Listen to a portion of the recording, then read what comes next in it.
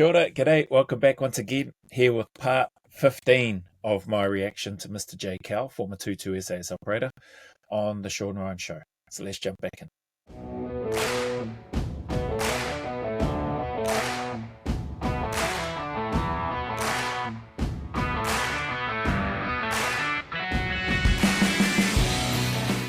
Gunship checks him. So I'm like, yeah, fuck yeah. He's like, we want to do a coordinated attack. So what that means is like, basically the jets will come in, or the A-10s will come in and drop bombs. And then as soon as those bombs have hit the ground, they'll disappear in a different direction. And the gunship just goes in an orbit and just cleans up, basically. So that's what we did. Like, this is my first control that I've ever done for these guys. This is like a unicorn control, right? You've got like 30 troops in the open. You've got an AC-130 gunship and you've got two A-10s. And it doesn't get much better than that, you know. So I start to spin up this strike, and I'm in the zone like I am now, you know, just talking away. And like before I look at, there's like a whole bunch of dudes behind me that from like the command sergeant majors there and all kinds of people, and they're just watching. Like the JTACs are like making sure that I'm doing it all properly. And I'm like, are we doing this? And I'm like, yeah, fucking send it. So we did. We fucking smashed them all to bits, mate. It was brilliant. 2 bombs went in, took the main body out, and then it was just gunship after that. It was just like boom, boom, boom, boom. Yep, send it. He was like, yeah, I've got runners away. Yep, do it again. We ended up putting a GBU-31, which is 2,000 pounder, straight through. They were in like a culvert underneath the road. There's about 6 of them that had like squirted away underneath there. So he was like, yeah, put a 2,000 pounder in that, and I was like, boom, job done. And it's weird because you do that, like, I don't know, 25 EKA, 30 EKIA, whatever it was, and then you get back into a Land Cruiser and you drive back through Herbal to your accommodation, because it was we weren't co-located with them, it was a separate location, you know, past the coffee shops, downtown, back into the thing, go to bed. It's like, we talked about that book on killing, that's extreme violence at distance and at reach, and I did that for fucking 3 deployments. Wow. Pretty much. And I didn't pay enough attention to how much that affected my fucking headspace, because it was, dude, I've shot people from here to you away. I've been in all that stuff, like we all have. And that was different because it was... I'll just pause it there when he's, you know, he's clearly very mindful, respectful, and he's talking to Sean. Sean's probably been in that stuff too. But man, when he's saying like we all have, yeah, nah, I haven't been in that sort of environment that he's talking about. Haven't been a JTAC, haven't dropped any bombs like that. Far out. Those are for 3 deployments, dropping that amount of ordnance on even 30 people, more than 30 people, less than 30 people. Far out, man. That's a lot of work. And then that's also a lot of, I presume, because it sounds like he's about to get into it, a lot of draining, I should say, or I don't know if it's draining. Something's impacting him anyway, mentally. So this is cool that he's going to get into it. On an industrial scale, like, I got a Queen's Commendation for valuable service on one of those deployments, just for sheer volume of fucking people that we were taking companies, battalions off the fucking battlefield. But you're doing it from reach, you know, you're doing it from a fucking telephone or a fucking computer. Battalions, like you're talking 600 plus people from a, you know, if the battalion's full. A company, about 100, 120 odd, 110, 120. Far out. That's a massive amount of people and players to be taken off the board. But good if it's all the right, you know, all the right bad people being removed off the board, in my opinion. Or a radio in an ops room, like, weird. How did that affect you? I got fucking blasé about it, really. I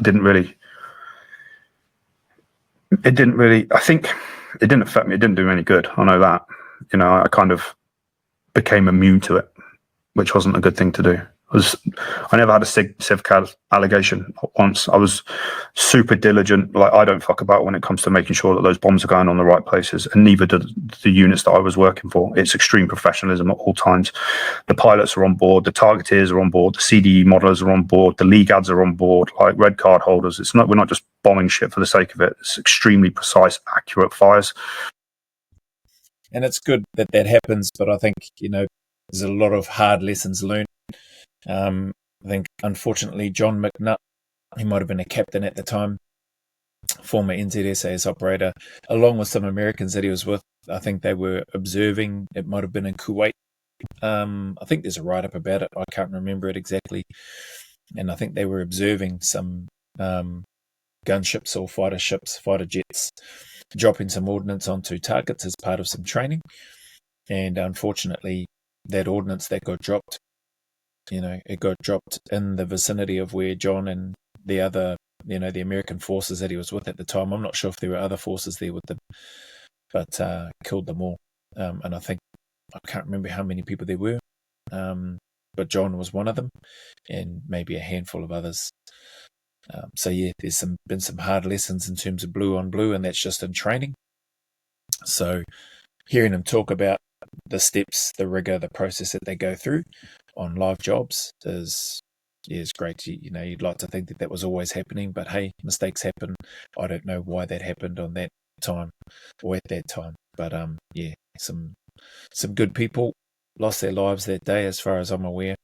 And although I never knew John McNutt really well, we were on the same selection together in NZ. And he, for all intents and purposes, he seemed like a really, really good man, from my perspective anyway, as a lonely private. So you get really good at it. You do. You get really fucking dialed into it, and it just became a process, really. But then I look back on it as like I've literally watched thousands of people die on fucking TV, and sometimes you get given a list of paper, like I mentioned before, bomb that, and you're like, cool. Or you go out like the other incident I took with a gunship, like you're hunting.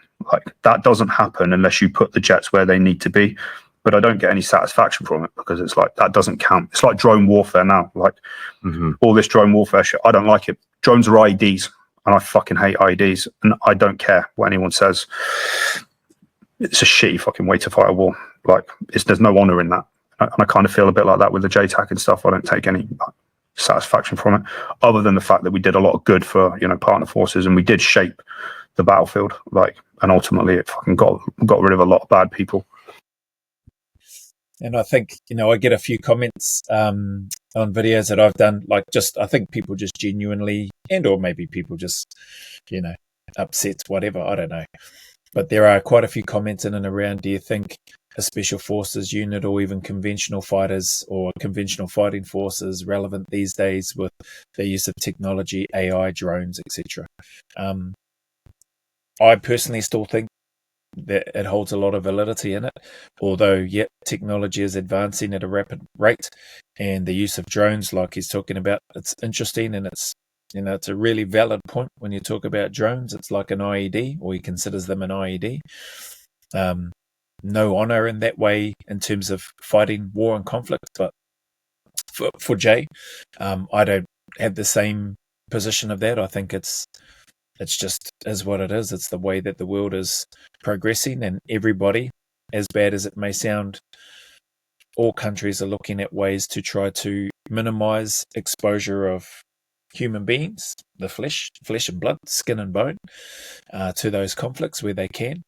And they're trying to find more efficient ways, for want of a better term, of being able to deal with enemy combatants during high-stress conflict situations. And if that's the use of drones, if that's the use of laser-guided missiles, which have been around for a long time, if that's the use of dropping bombs, doing JTAC stuff, that's all part of it. And that's part of, I suppose, the evolution of warfare in terms of weaponry and tactics and strategy and all that sort of stuff.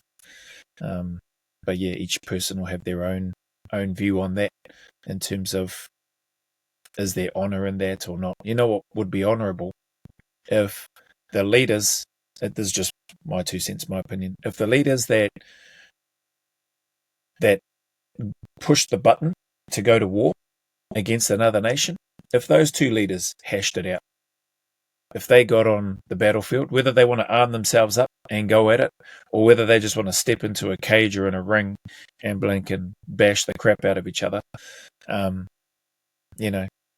there'd be some honor in that, from my perspective, but it'd also be good entertainment too. Anyway, let's get back to Jay. But it is quite an intense job. You'd be doing that for 3-4 months intense, and then you come back and you're back in Hereford, and you're in the pub, and you're drinking, and then all of a sudden you're back out, and then you're back in Hereford in the pub drinking, trying to manage being a dad, being a soldier, doing that. It's I did that for a year pretty much, back to back to back. Wow. It's a lot, mate. It was a very intense period of my life. And then right at the back end of that, they were like, there's a posting coming up to the unit for 1 year. Do you want to go? I was like, of course I do. So I did. They sent me over to Bragg. I lived in Pinehurst. Southern Pine, sorry, not Pinehurst. Lived in a house there, embedded myself with the squadron. I was made to feel super welcome. Like, those guys were fucking rock stars. It's awesome to hear that. I do know that, for the most part, the Americans, as far as I'm aware, have a massive amount of respect for 2 SAS operators. And I think in general for SF units that they work with, from what I've heard, really good things and interacted with some American SF guys that have been, that have spoken really well, been very, what's the term, complimentary of the other SF forces, and who have also gone out of their way. Greg Pup Johnson has shared some stories about that, gone out of their way to provide and give, whether it's munitions or kits and equipment and that sort of stuff, to help out some of the maybe not as well equipped SF units, but equally capable. So it's cool to hear Jay speaking about how welcomed he was made to feel. Not surprising too, but yeah, real full credit to the American SF and them, the way that they've treated Jay, and from what I've heard, other SF operators that have gone over and spent a year, 2 years postings with them. And I like to think vice versa as well. There's been Americans that have gone over to Australia, to NZ, I don't know how long they've stayed in NZ though, but there have been Americans that have gone over to Australia, embedded themselves and spent a fair bit of time there. I like to think they've been treated well as well. Honestly, I've never been so impressed by a team as I have with those guys there. As assaulters, and I say this with the utmost respect to everyone else, the best assault teams that I've ever worked with, just primarily on shooting and CQB and assaulting, there's nothing on earth that compares to those fucking guys in that unit. And in my team, I had like 4 first draft picks from OTC. So they were fucking rock stars. Shit. Yeah, it was super impressive. I remember being humbled the first day I got there. It was like, we went and shot a Bianchi cut pistol shoot. And I was okay with the pistol. With a long gun, I'm hold my own. But at the time, pistol shooting wasn't really something that we did that much. We didn't have red dots. Like, it was there if you needed it. It was very much a secondary mentality, whereas these guys are shooting pistol all the time. They shoot more pistol than they do rifle. So 5 meters, 10 meters, 15 starts to fall off a little bit. Now I'm back at 20, and guys, it's comedy, but they're like handing me magazines. I'm trying to knock these plate racks over, trigger discipline shit, fucking all over the place. And I was like, fuck, every day we'd have a shooting competition for the most part. Half the day. Holy heck, how can you not get better having a shooting competition every day to kick your day off? I assume after PT and other routines and checking in and checking the board and whatever's on the schedule and all that sort of thing. But that is awesome. Yeah, you start getting back to 15, man. That target is not looking so clear. You're not squeezing that trigger as smoothly and or as fast as you might like, and the rounds aren't as precise. So it's awesome to hear him talk about how humbling it was and that experience. I bet he Blinken got extremely good. Interesting too, though, the pistol being more of a secondary mentality. Yeah, I can relate to that. Like, I was okay with a pistol. I was never a jet. Long gun stuff though was felt very, very comfortable with that stuff, and it's interesting hearing Jay speak about that as well. So yeah, maybe there's probably some shifts and changes that have happened. He no doubt would have taken that knowledge and information back to 2-2. Maybe they've incorporated it more or started to from that. Maybe they just started doing it beforehand. Who knows? But that knowledge transfer, the information that you receive, and America and other countries opening up their doors to allow postings for other SF operators to go in there and embed themselves and spend time and share what they know, as well as take and learn and take what they see and observe and participate in back to their units. That's That's an awesome thing. We CQB, half the day we'd be shooting, or we'd do some climbing or some fitness stuff in between. But for the most part, shooting and CQB was what we did every day, which is why they're so good at assaulting. They're not fucking around training guys to be JTACs or, surveillance operators or any of that stuff. They're just thoroughbred assaulters. And they are, in my opinion, the best guys that I worked with, hands down. So it was a fucking pleasure, because I love that. I love being an assaulter. When people ask you, well, I'm an assaulter, that's what I do. I'm a CQB instructor. That was my bread and butter. So I realised very quickly that I had to up the game. So for the first 4 months, I used to turn up early at work. I used to go on the ranges on my own. I used to stay after work. On the weekend, Saturday and Sunday, I'd take 1,000 rounds and I'd go on the range and I'd just press that trigger and just learn how to press a trigger and hold the gun properly and just pistol. And I stopped finishing 6th and then I finished 5th.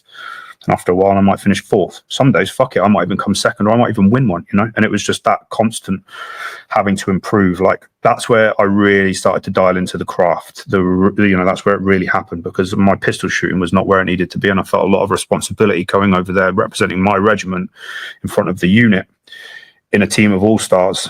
It's a lot of pressure. So I threw myself at it. And, I think that gained a lot of trust and respect in the squadron, because they knew that I sucked at pistol, but I was out there fucking working to get better, and none of them made me feel like a dick. That is awesome. Just hearing that, them seeing his work ethic and how hard he was working, none of them making him feel like a dick, as he mentioned, allowing him to get on the range before work, after staying late after work. There's some commitment and dedication and professionalism right there. You can't help but, as an operator, see that with somebody else, see that in somebody else who's been through a process to get to where they are, coming over, identifying, accepting, being humble enough to go, yep, I'm crap right now, but if I can do this, I'm going to put in the work and put in the time and put in the reps. It's I wonder if he had an instructor. I wonder if anybody spent any time with him. Some of those higher level shooters, if they spent any time with him, I'm sure they would have. I wonder if he'll mention any of them. Maybe not by name, but maybe he'll talk about some of the guys that may have spent some time with him, that may have rocked up to work early and stayed later to maybe help him out. There was no ego, no bullshit. They adopted me as a brother straight away. They treated me like one of their own, invited me to their homes, met their families. Like, I was part of their team, and I am deeply grateful and deeply impressed by the organisation as a whole, but the individuals and the level of compassion that they showed me was second to none. And I'm deeply, deeply proud of my time with the guys at the unit. And, fast forward a few months, it's coming up to deployment time. And I'm like, I remember one of the guys came over to me and he gave me a US flag. He's like, "You going to wear that?" And I said, "Am I allowed to wear that?" And he was like, "Fuck yeah, you are." So I put my fucking US flag on my chest and I wore that with fucking pride. It goes back to my fucking association with the United States military. I've been in those fucking fields with those Marines. I've been in those positions where them helicopters, if they don't come, your casualties don't get out. They're putting in those Pedros. They're putting in those fucking call signs on a fucking, tiny little hot landing zone. The RAF won't come in to get us. US pilots come and get us every single time. The assets that they gave us, standing side by side with US Marines, fighting, watching each other bleed and die. Like, I fucking respect that flag to death, and I'd die for it. So to be asked if I would wear it was one of the proudest moments of my military career. And I fucking wore that with absolute pride. And I took that flag to war. And how awesome. That's awesome, man, to hear that. Yeah, I'm proud that I did that. I've got some fucking cool pictures from it as well. It really did mean a lot to me that I got to wear that flag. And initially my deployment was kind of strange because my team went to Syria and I didn't have permissions to go to Syria, which was a weird situation to be in. But they were looking at a different target set than the one that the UK had permissions for. Bullshit, bureaucracy, all bad guys. What's the fucking difference? Kind of was how I looked at it. So I spent all of that time working up with that same team, like for months, as tight as we could be. Those teams are way tighter than our troops for sure. We eat together, we train together, we shoot together, we lift together, like everything together. 6-man team. I'm Bravo 6, right? So I'm Bravo 6. And they all go, and I don't get to go with them. I have to go somewhere else. So I go to Iraq. So I'm in Iraq now. My team's over there, and I'm dislocated from them. So, man, that would have sucked. Right, just you've given approval to let him go there, train with this team. Bloody just sort out whatever the red tape is, and bloody let him go with his team. The team that have embraced him, the team that have welcomed him, the team that have adopted him into their brotherhood. And you go and bloody disconnect him from that team and send him to Iraq while his team is going to Syria. Man, they should have just sorted out the bureaucratic red tape and just allowed him to go. Like I said, yeah, we're real simple, like they're bad guys just in another country. What's the big deal? Like, let's go get them. I'm out there doing a job down in Sulaymaniyah. We're doing bits and pieces with a partner force down there, CTD, CTG, all those guys, great time. And then Troop Sergeant Major comes and he's like, do you want to go to the ETF, which is the task force? They're the ones doing the real sexy missions, right? The raids, the fucking high value targets, not the stuff different from what the team in Syria was doing. This was a different troop, different task, different mission set. But it was really what I wanted to be doing. And he was like, I said to him, do I have permission? And he's like, there's a helicopter coming in tonight. I suggest you get on the helicopter, get up there and we'll figure it out. I did. I got welcomed into the team like a fucking brother. They put me in that chew and I became just one of them. And again, we ate together, trained together, watched fucking Netflix for hours together. And then we went on operations and we fucking tore it up together. It was it was probably the best deployment I've ever done. We were flying around in fucking Black Hawks, smashing people up, and it was fucking great. And it was everything that I wanted and thought that unit would be about. So when I hear this, it's awesome. Like straight off the bat, I'm thinking, far out, man. He's living the dream. He's 100%, in my opinion, for anybody working in SF, he's living the dream. He's lived the dream. He was living it. And so this is the parts that I find it hard. So I did a reaction to Ben Griffin. No disrespect to him at all. Actually, if anything, massive respect to him for having the courage to come out and talk about what it was that he saw from his perspective. He's a former 2-2 SAS operator who felt disillusioned with the raids and stuff that they were doing. And hearing Jay, and this is where my mind goes to. I imagine people like Jay, because Ben Griffin spoke about there being 20, 30 other guys doing the work, and he also mentions, they saw the same things as him, but didn't feel like they needed to leave or come out or speak about and refuse to deploy like what Ben did. Which again, no disrespect to Ben for choosing to do that.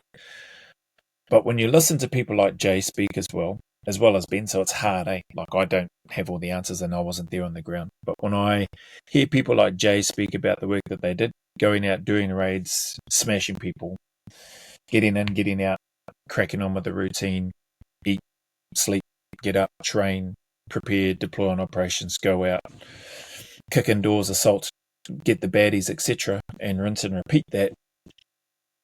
I don't hear anything so far. Maybe I'll talk about it later, but I don't hear or see anything in regards to how Jay presents and how he speaks about any concerns or doubts that he had about any of the missions that he went on. So far, anyway. And so that's why I find it very, not difficult to believe from Ben's side, but very interesting that nobody else from within those teams, who a lot of them would have a similar mindset to Jay, that none of those people or others seem to have come out and spoken about it. So anyway, let's jump. Level of professionalism, not only from the operators, but from the 160th guys all the way down to the targeteers. Those fucking aviation pilots are incredible. Like those Night Stalker dudes are fucking so impressive. And it was felt really, really close. It did. I remember on one, it was the second one. It was the second job that I did with them. The troop sergeant, we've been looking at this compound, and the troop sergeant, the TL of the team was like, I need you to be off the Black Hawk and I need you to secure that window on the western side of this compound. And I'm like, roger that, Sarge. Like, I've been in the regiment for about 7-8 years now. Like, you want me to run off a Black Hawk and just cover down on that one window? I can do that. You understand? I'm like, fuck yeah. So I do. I get out. We landed like as we're going on an infill. On infill, the DAPs are lighting up this guest house. They're like literally as we're coming in, doors are open. Like we're fucking on the ramp. On the tailgate. Essentially, it wasn't a little bird. It was a Black Hawk. We're sat on the edge of the bird like this. The doors are open and you can just see the whole thing. DAPs are coming in, shooting shit with rockets. So I was like, this is fucking cool. If you can take a snapshot that you do with an iPhone and just have that picture in your head, it would be like, yeah, this is cool. I come straight off the bird, straight to where I need to be. What we thought was a window was not a window. It would just look like that from the IR signature. It was actually a piece of like polystyrene, and there was a heat source coming out of it. So my aperture is not a fucking aperture. It's a fucking. So I'm now redundant. So I'm like, I need to get in the fight here. As soon as we're off, there's a gunfight happening. People are getting engaged on two-way gunfight, unsuppressed weapons going back towards the assault force. And I sort of poked my muzzle through this piece of styrofoam, right? You call it, you know what I mean? They make cups out of it, you know what I'm talking about. So I like punched this through. It was the winter time, so they used it for insulation. In the summer, I think they pop it out for air. But I punched it through, and the guy that we're after pops up like this out of his bed from no different from me to you away. 3-4 meters, and it's our guy, clear as fucking day. He's got the same shitty haircut, same scraggly beard, like, and he's got this. You can see his weapons right next to him. He's got a chest rig right next to him, and he's kind of like this between helicopters landing and me being at that aperture seconds. It's that fast, and I'm there, and I see him, and he comes up bolt upright like that, and I can see him just about to do that. So I just dump 3 or 4 rounds into him straight away. As soon as I do that, somebody else in the room pops up, and he's now trying to get to that weapon system. So I lit this dude up as well. So this is like within the first minute of basically being there. Then a fucking huge explosion goes off in the front of the building. This guy had brought his family into the room that he was in. He called his family out, so they ran across the frontage of the building where all the guys were stacked up. A wife and 2 kids. He brought them in, called them into the room that he was in, and then clacked himself off. So the guys are dealing with that on the front side of the building. I'm now maneuvering around the back side of the building where the rest of my teammates are, locking down the back side. And then it happens, the fucking explosion happens, and I'm just like, fuck me. The whole wall just goes out and goes back in. It's like, you know, them slow motion surreal moments. It was really like that. It was almost silent, but my whole team was stacked up on that. And I literally walk around the corner and it just goes. And there's a fucking whole bunch of dust and smoke. I get hit on the head with this fucking big rock. My ears are ringing.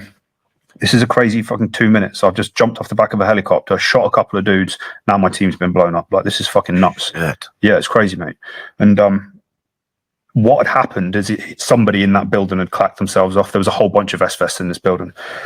But because of the thickness of the walls, it had absorbed most of the blast. And instead of crushing on the guys or blowing the guys up, what happened is it actually just blown them out, if that makes sense.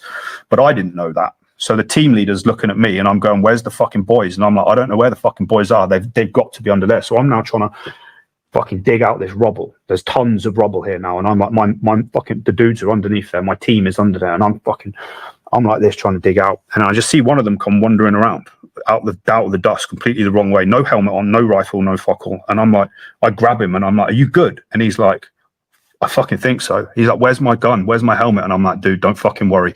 I then send him over to the team leader. And then where's the other 2 guys, right? There's a 5-man team and the team leader. Holy crap. Imagine the disorientation. Heck, I've just seen the time there. I'll pause this here. Imagine the disorientation that operator's just been through, blown away. Thank goodness for that. They're blown away from the wall and not buried in it. Weapon, helmet, gone. No idea where that is. So with I think this was at night time. It sounds like it was at night time. Having that blowing off your head, night vision gone. Far out. Just thankfully, and I'm sure he's going to get to it, but it sounds like that whole team, or sounds like the team was okay. They got blown away from the wall, which is, bloody hell, that's awesome. What a relief. This is awesome, man. I'm really enjoying this. I'm surprised at how deep into this reaction I am when I saw the 6.5 hours, and I've seen how long it's taken me to go through DJ Shipley's, Kyle Morgan's, Christian Craighead's, I was like, oh man, I'm going to be here for the rest of the year. But I've tried to be as consistent and persistent as I can to chip away at these. So this is reaction number 15 to Mr. J. Cow. What a legend, man. It'll be so cool to meet him and DJ and Cole and the other GBRS guys one day. If it happens, it happens. If it doesn't, oh well. But yeah, it'd be super cool to meet these guys, just to shake their hand and meet them in person.